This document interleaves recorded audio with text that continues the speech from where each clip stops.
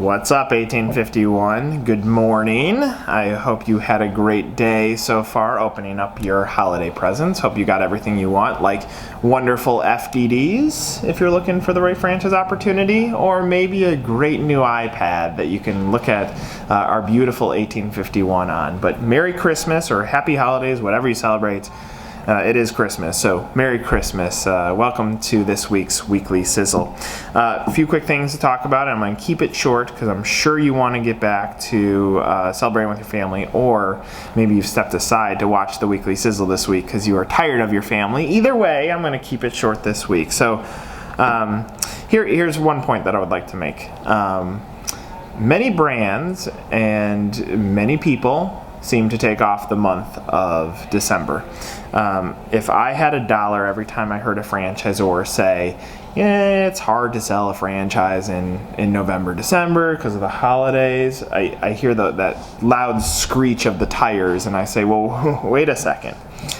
Maybe that's your opportunity. Maybe that's what you're missing out on. And given this year is going to pass, but as you think about next year and the timing of when you're going to spend those dollars, think about the opportunity that exists in December. If everybody else stops and you get in there and you start being disruptive and you try to get in front of those leads, those people that we've talked about in the past that have raised their hands, said I'm interested in franchising, they're in the research stage, so it could be a 6-month period where they're trying to figure out what opportunity is right for them, and you're marketing to them, maybe this is the time to disrupt and intercept. Because the reality is, there's going to be many types of buyers that will come into your franchise over the history of your brand. And obviously, all of you want to grow over 100 units and 250 units and 500 units and 1,000 units. We all dream big, and rightfully so. The Subways, the Taco Bells, the McDonald's of the world have shown us that it's possible.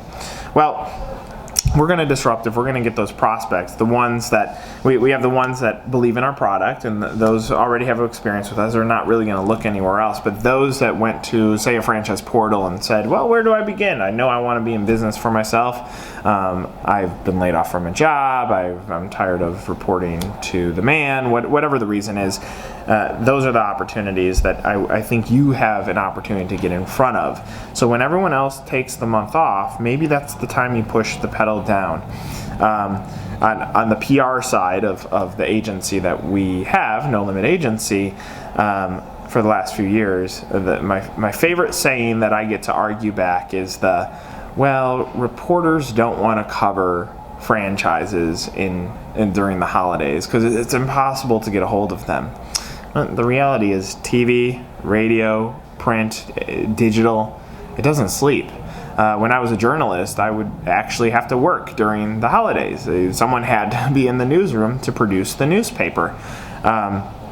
Great opportunity. So I've tried to shift the mindset of our staff to say, actually, that's a great opportunity for us to, even if it's on the simple educational standpoint, that's our opportunity to intercept and get stories in there, because that reporter's sitting at their desk, they still have to fit a story quota because of ad space and the blend of editorial. Let's get in there and let's try to get in front of them. So the point being, during the holidays, don't take the time off. Push down that pedal. Shout out to Dan Doolin with Buffalo Wings and Rings. Last year, Dan, you're probably watching this right now, so you and I can have this very close conversation. But he did like 15 deals at the end of the year when everybody else was taking off time. He pushed the pedal down to get those deals in so that they could go into his pipeline, so that if it's going to take 2 years to open up a Buffalo Wings and Rings, at least they're in motion, so now they're going to all open up next year. So point is, don't sleep when everyone else is. Use that as an opportunity to find that 1 inch of difference. If I had to give the biggest advice for 2016, I would say focus on the categories that we have as 1851: people, profits, places, and plans. People, meaning franchisees. Don't tell the story that you have number one product or number one building or blah, blah, blah, blah, blah. Everybody's saying that same message. It's the same thing that I just said about December marketing. Let your people tell their stories.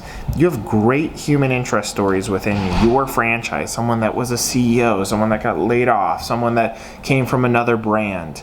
Put them as the centerpiece of your marketing, and you're going to have a shot to let them stand out. And remember, people buy from people. We still buy from each other. This is why This is why franchise development people still are in work, because you can't automate the buying process. Leverage them. Brands won't sell brands, and that's an opportunity. Profits. Probably 5 years ago, Item 19 wasn't as strong as a marketing tool as it is today. There are franchise attorneys, and Lane Fisher, for one, rings in my ear all the time that I heard him tell people, like, you have to have this, you have to have this. And some franchises are like, yeah, maybe. And now it seems like his message has been spread across all of franchising. Tell people how much you can make, but you can be creative in it. I mean, at the end of the day, you as a franchisor, you don't want people that are going to come in and be average. I mean, average is better than the bottom, but you want people that are going to come into your system, be strong operators, and drive great sales so that you capture the royalty and can continue to operate your business. Positive trickle-down effect. Leverage those profits. Tell people how much they can make. From a places standpoint, if I ask a franchisor what your target markets are, know your top 5. If you put every single dollar that you spend into 5 states, let's make it state specific, then you could focus on how do we get to 20 stores or 20 franchises or 20 retail spots in each of these 5 states, and you put all your dollars towards that, so the impressions start building up and you're able to get in front of that lead over and over and over again. Now you're being strategic and you're being focused, and now you fight. You know your development team's going to go into that market and talk to people and have conversations about the value of the brand and why now is the right time to get into business. Be focused on your places, and you're going to have a shot to succeed. And plan. Actually plan. I mean, the reality is so many franchise brands out there don't have a plan on how they're going to spend ad dollars. Well, I'll put it in franchise trades this month, or I'll go to this expo this month. It's broad. Get more focused on the way that you're planning to attack this. If it's going to cost you $8,000 to $12,000, and I really feel that's on the low end today. Let's say it's going to cost you $20,000 per deal in 2016 to get one done, because one, there's less people that are unemployed. Employment rate's going down, so there's a smaller pool of people that want to buy right now because they're like, I'll stay in my $200,000 a year job for another 3 years, have more money, and then become a franchisee. So there's the buying pool is decreased. It's an election year, which means costs are going to go up. We'll see what happens based on the election. So these outside variables, and even Washington's attack on franchising, that is surely going to continue, at least until a new administration comes in place. Plan.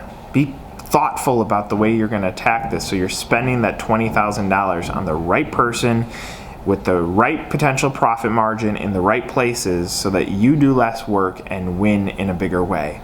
So I said this was going to be short, and I'm now it's probably a 10-minute weekly sizzle now. Close?